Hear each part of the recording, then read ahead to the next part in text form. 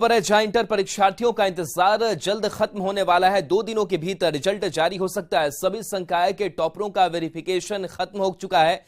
Physically verification के लिए संभावित टॉपर्स बोर्ड पहुंचे थे।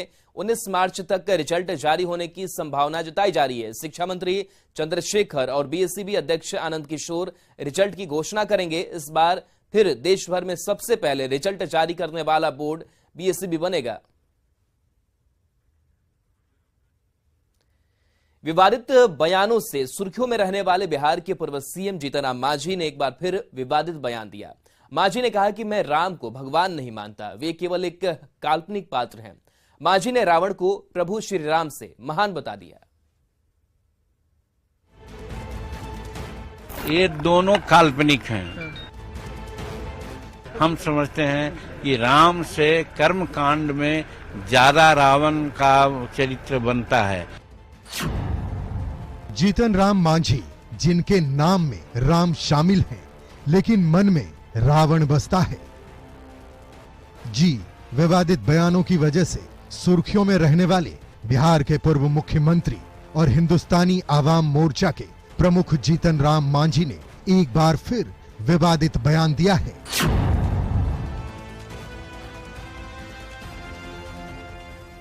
मांझी ने रावण के चरित्र को राम से ज्यादा महान बता दिया है। हम समझते हैं कि राम से कर्म कांड में ज्यादा रावण का चरित्र बनता है। राम कभी गुर्बत में होते थे तो इनके लिए अलौकिक कुछ सेवाएं आती थी और रावण के लिए कुछ नहीं आता था। तो कहने का मेरा मतलब है कि है तो दोनों काल्पनिक, लेकिन कल्पना में ही रावण को वो लोग नीचा दिखलाते हैं, लेकिन कर्म के आधार पर हम मानते हैं कि राम से ज्यादा रावण कर्मकांडी। ये कोई पहली बार नहीं है जब जीतन राम मांझी ने कोई विवादित बयान दिया हो। इसके पहले भी वो रामचरितमानस की चौपाइयों पर सवाल खड़ा कर चुके हैं, लेकिन इस बार तो मांझी ने ये तक कह दिया कि वो राम को भगवान नहीं बल्कि काल्पनिक पात्र मानते हैं। हम न राम को मान रहे हैं न रावण को मान रहे हैं। कहाँ इस कहानी में लिखा गया सर? कहाँ जिक्र है सर कि रावण महान थे और राम का महान थे? वो अपना समझने का चीज है, अपने समझने का चीज है। राम पर दिए गए मांझी के विवादित बयान पर बीजेपी ही नहीं, आरजेडी ने भी सवाल खड़ा किया है और मांझी को ऐसे बयानों से बचने की नसीहत दी है। इस तरीका का जो है बयान देना, हमको तो नहीं लगता है जनरल जी इस तरीका का कोई, इतने सभ्य लोग, इतने अच्छे जो है विचारधारा के लोग जो है इस तरीका का बयान दें। और इस तरीका का बार बार जो है उनके माननीय शिक्षा मंत्री की तरफ से भी जो है उल्टा पुल्टा बयान रामायण के प्रति आता है। देखिए, भगवान राम आस्था के प्रतीक हैं और इस देश के अंदर में जन जन में समाये हैं और राम के चित्र पर किसी प्रकार का कोई सवाल कतई पैदा हो ही नहीं सकता। भगवान श्री राम करोड़ों हिंदुओं की आस्था के प्रतीक हैं। उस आस्था को सियासी दलों के नेता बार बार ठेस पहुंचा रहे हैं।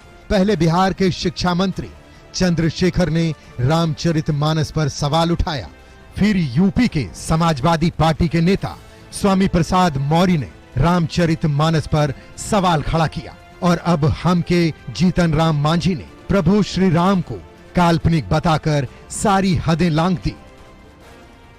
न्यूज़ 18 के लिए पटना से आनंद अमृतराज की रिपोर्ट। एआईएमआईएम के प्रमुख असदुद्दीन ओवैसी आज और कल सीमांचल में रहेंगे। ओवैसी 2 दिनों के सीमांचल दौरे पर बिहार आ रहे हैं, जिसको लेकर बिहार के सियासी दलों में हलचल दिख रही है।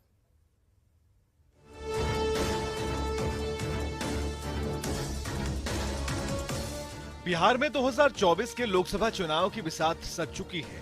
सियासी समीकरण सेट किए जाने लगे हैं। ऐसे में राजनीतिक रूप से संवेदनशील सीमांचल में कोई भी चूकना नहीं चाहता।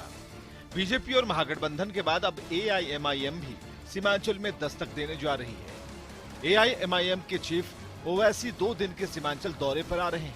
ओवैसी पूर्णिया और किशनगंज में सीमांचल अधिकार पदयात्रा करेंगे। साथ ही वो किशनगंज में जनसभा करेंगे। आगामी लोकसभा चुनाव और विधानसभा चुनाव के मद्देनजर उनके इस दौरे को अहम माना जा रहा है। बीजेपी का कहना है कि ओवैसी के दौरे से उनकी सेहत पर असर नहीं पड़ेगा, लेकिन महागठबंधन के दलों में बेचैनी बढ़ जरूर गई है। ओवैसी के जाने से मैं समझता हूं कि महागठबंधन में परेशानी हो रही है, मगर ऐसे विचारधारा वाले लोगों को भारतीय जनता पार्टी कभी न तरजीह दी है न देगी। अब ये समझ लीजिए कि ओवैसी के दौरे से महागठबंधन के दलों में बेचैनी क्यों है। दरअसल सीमांचल का इलाका असम और पश्चिम बंगाल से लगा है। यहाँ 40 से 70% तक मुस्लिम आबादी है। 2020 के विधानसभा चुनाव में ओवैसी की पार्टी ने सीमांचल की 24 में से 5 सीटें जीती थी।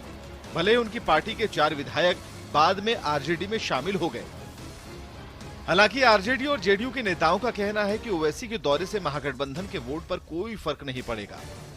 महागठबंधन का हमला बोले, अब क्या है नहीं है बाद में इस पर हम बोलेंगे, जब वो आएंगे घूमेंगे तो बयान देंगे। बिहार के आम आवाम और खास करके अल्पसंख्यक समुदाय के लोग तो यह जानते हैं कि पैगंबर की ख्वाहिश को भी अगर अपने जन कल्याणकारी योजनाओं से किसी ने पूरा करने का काम किया है अमन चैन के बदौलत, तो माननीय नीतीश कुमार जी।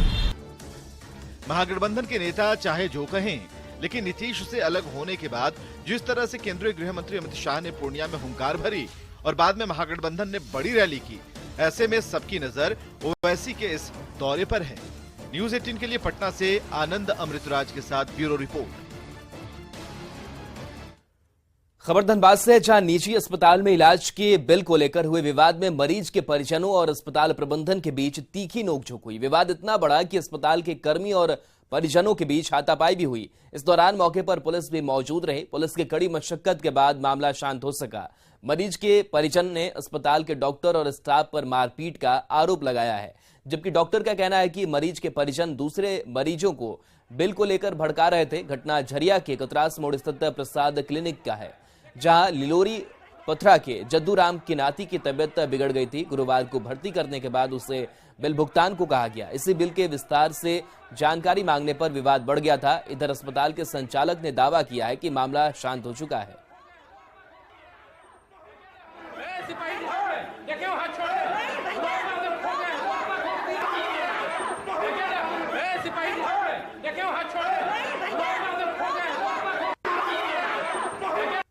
डॉक्टर साहब का बेटा झोंटा धर लो, तो जो पेशेंट लोग हो क्या करे, वो लोग का भी बच्चे, और मेरे साथ मेरा बच्चा भर्ती था और दिखाने जब बोले कि भाई मेरा बच्चा ठीक नहीं है तो बिल बता दीजिए और हम चले जाएंगे, हम दूसरे डॉक्टर ही। तो नरेश प्रसाद को जो बेटा है वो बोला आ तुमको हम बताते हैं कि बिल कितना हुआ। और मेरा हस्बैंड को कॉलर पकड़ के, वो तो हार्ट का पेशेंट है, कॉलर पकड़ के उसको मारना। और जब हम बीच में गए छुड़ाने के लिए तो मेरा भी झोटा पकड़ लिया, मेरा मंगलसूत्र छीन लिया डॉक्टर साहब का बेटा खुद। तो बात छोड़िए, मान के चलिए जब उसका मालिक ही हाथ चला रहा है तो जिसका कप्तान हाथ चलाएगा तो बाकी लोग तो स्वाभाविक है कि उसके पक्ष में आ ही जाएगा।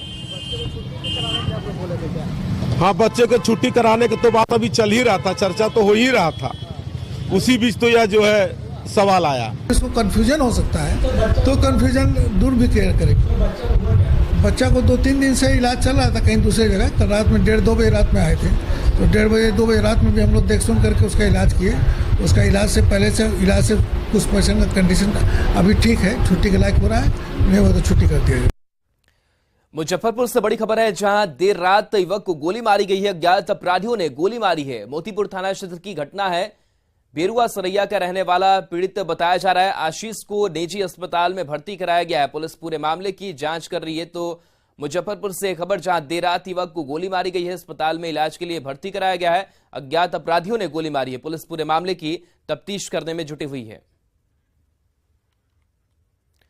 अगली खबर मोतिहारी से है, जहां जेसीबी ऑयल की